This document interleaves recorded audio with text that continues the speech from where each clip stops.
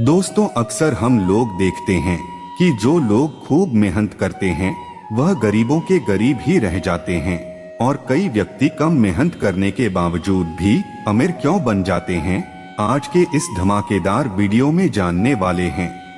तो बने रहिए हमारे साथ। दोस्तों, जानने से पहले लाइक और फॉलो जरूर करें। एक बार एक राज्य में एक सन्यासी आया और सीधा राजा के महल के अंदर चला गया। उस सन्यासी की वेशभूषा को देख राजा के किसी भी सिपाही ने उसको अंदर जाने के लिए मना नहीं कर सका। वो सन्यासी सीधा राजा के दरबार में चला गया। सन्यासी को अपने सामने देख राजा ने उससे पूछा, आप कौन हैं और यहाँ क्या करने आए हो? सन्यासी बोला, मैं एक गुरु हूँ, मैं बगल वाले गांव में प्रवचन देने के लिए जा रहा था, लेकिन अब अंधेरा होने वाला है तो मैं आज रात आपके महल में ही रुकने की सोच रहा हूँ। रात बिताने के लिए मुझे बस थोड़ी सी जगह चाहिए। सन्यासी की यह बात सुन राजा बोला, यह एक राजा का महल है, कोई विश्राम स्थल नहीं जो यहाँ आप रात गुजारने की सोच रहे हैं। आप बाहर जाइए, आपको वहां रहने के लिए कोई ना कोई जगह मिल ही जाएगी। सन्यासी ने राजा से फिर प्रश्न किया, महाराज, क्या मैं यह जान सकता हूँ कि आपका पहले इस महल में कौन राज करता था? राजा बोला, मुझसे पहले मेरे पिताजी राज करते थे, क्योंकि पहले वही राजा थे। सन्यासी ने राजा से फिर से प्रश्न किया, अच्छा, तो अब आपके पिताजी कहाँ पर हैं? राजा बोला, अब वो इस दुनिया में नहीं रहे, उन्हीं के गुजरने के बाद तो मैं राजा बना हूँ। सन्यासी ने फिर से प्रश्न पूछा, अच्छा, आपके पिताजी से पहले ये महल में कौन राज करता था?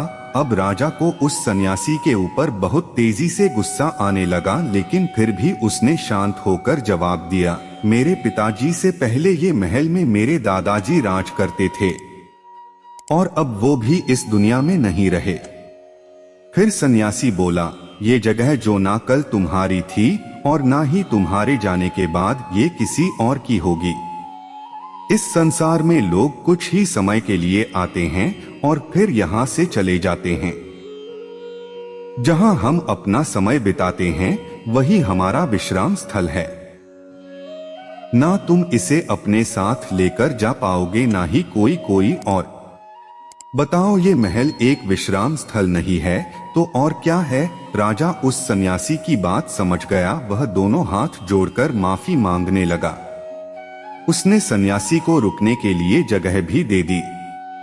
सीख जो हमें इस कहानी से मिली, दोस्तों, ये बात तो हम सभी जानते हैं कि इस संसार में न ही हम कुछ लेकर आए हैं और न ही कुछ लेकर जाएंगे। खाली हाथ आए थे और खाली हाथ ही जाना है। जब तक इस संसार में आप हैं तब तक मैं या मेरा इस चक्कर में ना पड़े।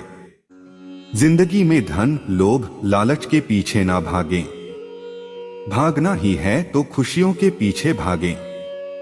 जिंदगी का मजा बहुत पैसों में या फिर बड़ी गाड़ी में नहीं है। जिंदगी का मजा है खुश रहने में। खुश रहो, क्योंकि दूसरे के पास चाहे कितना भी पैसा क्यों हो, लेकिन इस दुनिया से जाएगा वो खाली हाथ ही और उसके धन का भोग कोई और करेगा।